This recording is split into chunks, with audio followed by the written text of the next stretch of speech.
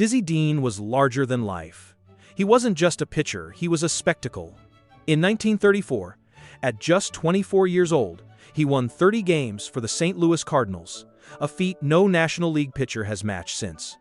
He strutted to the mound with a grin, firing fastballs that seemed to defy physics, backed by a personality that filled every corner of the ballpark. He bragged, he joked, he promised victories before the first pitch, and then he delivered. "It ain't bragging if you can do it," he once said.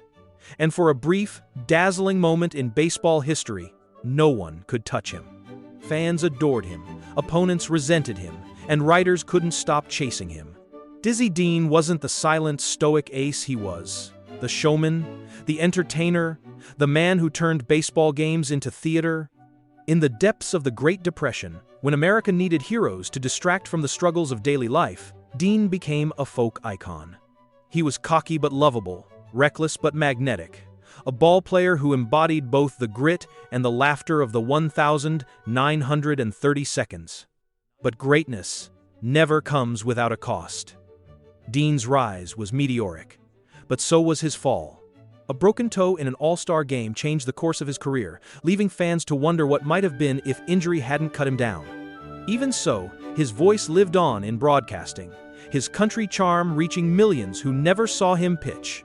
He left behind one burning question that lingers in baseball lore. Was Dizzy Dean a fleeting comet of talent, or one of the greatest pitchers the game has ever known? He was born J. Hannah Dean in the dusty farmlands of Lucas, Arkansas, in 1910, but the world would only ever know him as Dizzy. The nickname, like everything about him, stuck because it fit. He grew up in a family that knew little of wealth and plenty of hardship. His father was a sharecropper, working the soil for meager returns, while his mother held together a house full of children in conditions that demanded toughness from the start. Life in the rural South left little room for pretense. If you wanted something, you had to fight for it, laugh at it, or dream your way through it. Dizzy Dean did all three. As a boy, he was restless, mischievous, and always talking. Neighbors remembered him not as a quiet child with a ball and glove, but as a live wire whose mouth ran nearly as fast as his legs. He could hurl rocks with an uncanny aim, play barefoot baseball in dusty fields, and still crack jokes that left his playmates doubled over. His brother, Paul, nicknamed Daffy, followed close behind, and together the Dean boys became local legends long before they wore professional uniforms. School never held his attention. He left formal education early, preferring the open fields to the classroom. Yet what he lacked in textbooks, he more than made up for in charisma and natural athletic gifts. He learned the rhythms of baseball not from structured coaching but from sandlots, long afternoons of trial and error, and the stubborn belief that he could outthrow anyone. It was here, in the barest of beginnings, that the future Hall of Famer began to take shape. In those Arkansas fields, Dizzy Dean wasn't just escaping poverty, he was building the brash confidence that would one day captivate the entire nation. The turning point came not with a grand stage or polished uniform, but on dusty minor league diamonds where Dizzy's raw power could no longer be ignored. After leaving home, he enlisted in the Army for a brief period, but baseball kept tugging him back. It was during his time pitching for the St. Louis Cardinals farm system in Houston, Texas, that the legend began to crystallize. Scouts quickly realized this lanky, fast-talking Arkansan had something different.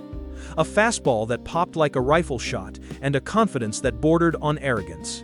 In 1930, Dizzy Dean made his major league debut for the Cardinals, pitching a complete game and striking out 15 batters. He wasn't just good, he was dominant, and he made sure everyone knew it. From that moment, the Cardinals had their ace, and baseball had its next star. Alongside him was his younger brother Paul, who would join the big leagues a few years later. Together, the Dean brothers brought fire and flair to a team that became known as the Gashouse Gang, a rowdy, rough-edged club that embodied Depression-era grit. For Dizzy, that first taste of major league stardom was intoxicating. He told reporters he'd win 30 games in a season someday, and he actually did it. His bravado wasn't empty talk, it was prophecy. Fans began to pour into ballparks not just to see the Cardinals, but to witness the spectacle of Dizzy Dean himself, a man who treated baseball less like a profession and more like a stage where he was the headliner. That was the moment destiny turned. Dizzy Dean wasn't just another talented pitcher clawing his way through the minors. He was now the face of a franchise, and soon, the face of an era. By the mid-1930 seconds, Dizzy Dean stood at the very center of baseball's spotlight. He wasn't merely the ace of the St. Louis Cardinals, he was their heartbeat, their showman, their guarantee that every fifth day the stands would swell with anticipation. And in 1934, he delivered a season so spectacular that it etched his name forever into baseball's mythology. That year, Dizzy fulfilled his bold promise. He won 30 games, finishing with a 37 record, a feat that has not been matched in the National League since.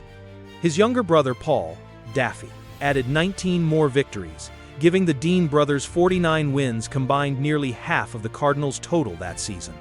Together, they carried the raucous Gashouse Gang to a World Series championship, cementing their legend.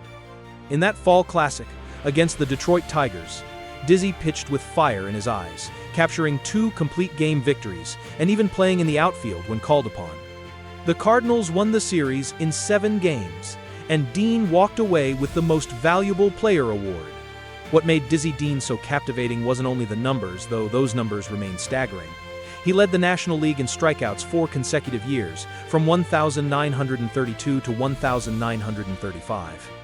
He twice topped the league in wins, with 30 inches 1,934 and 28 inches 1,935.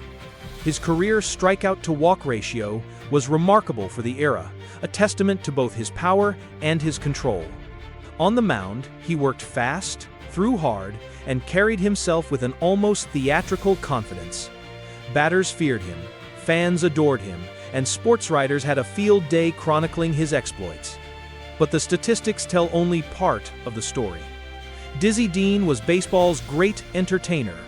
He taunted hitters, predicted victories, and joked with the press in a southern drawl that made him sound like a character out of folklore.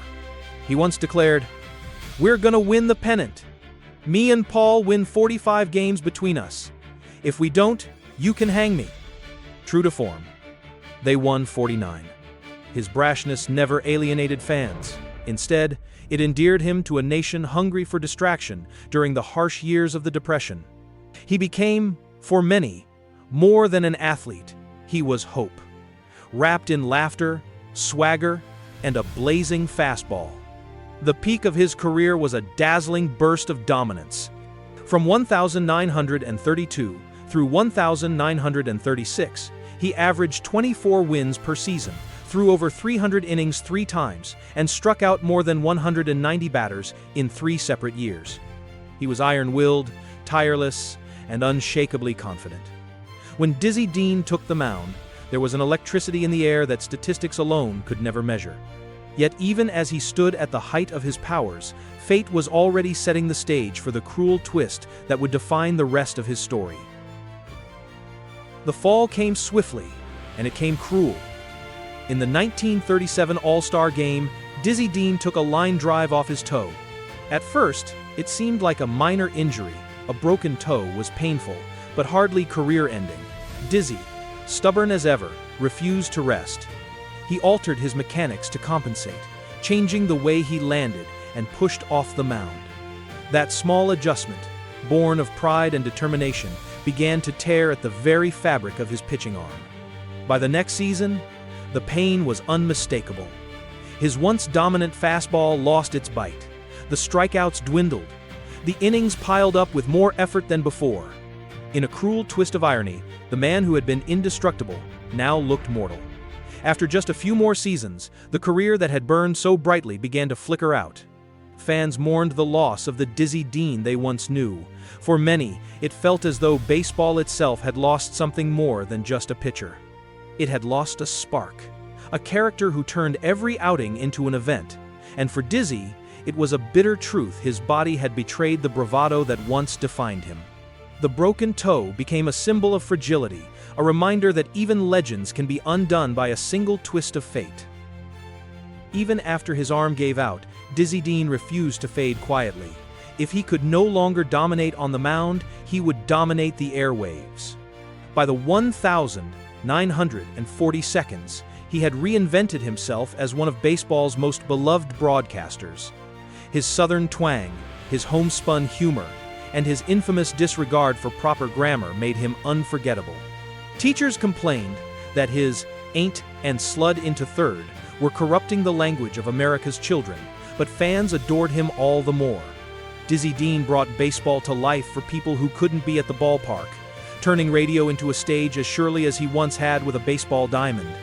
He was elected to the Hall of Fame in 1953, an acknowledgement that even though his career burned briefly, it burned brighter than almost anyone's.